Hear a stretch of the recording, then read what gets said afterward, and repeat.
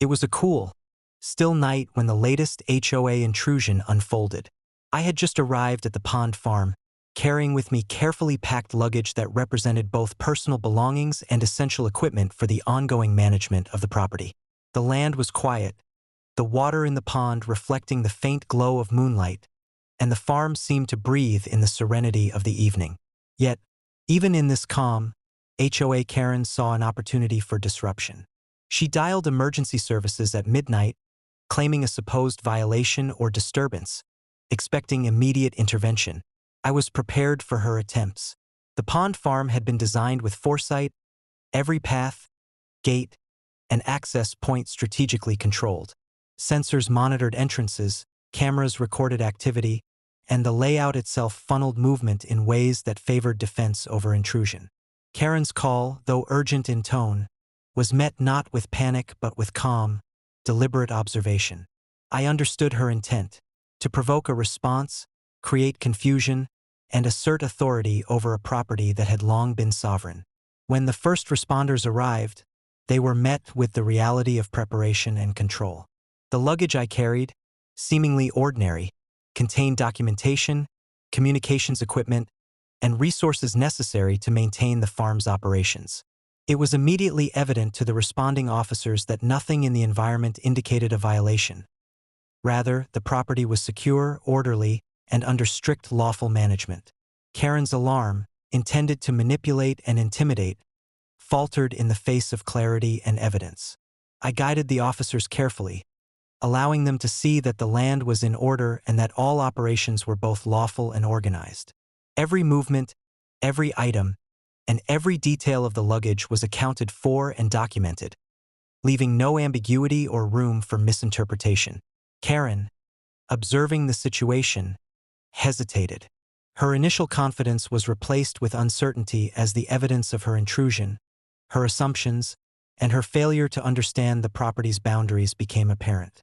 The incident quickly became a demonstration of the consequences of overreach. Karen had assumed authority, expecting compliance or disruption, yet she encountered preparedness and strategic oversight.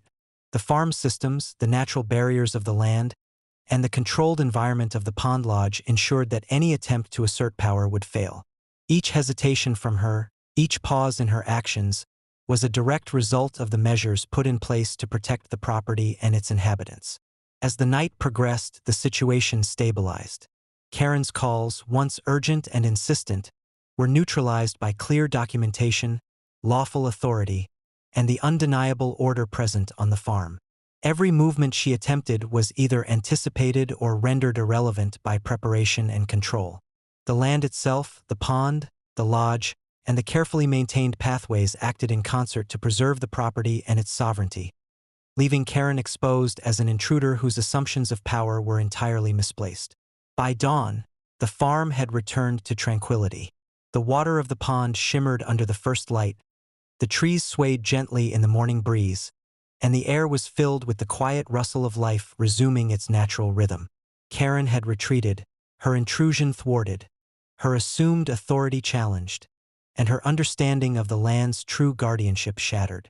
The incident became a tangible reminder that audacity, when faced with foresight, documentation, and strategic preparedness, is powerless. Later, as I organized the items from my luggage and ensured that the lodge and surrounding grounds were fully secured, I reflected on the broader implications. HOA Karen's intervention was not only unnecessary but a blatant overreach, motivated by assumption rather than understanding.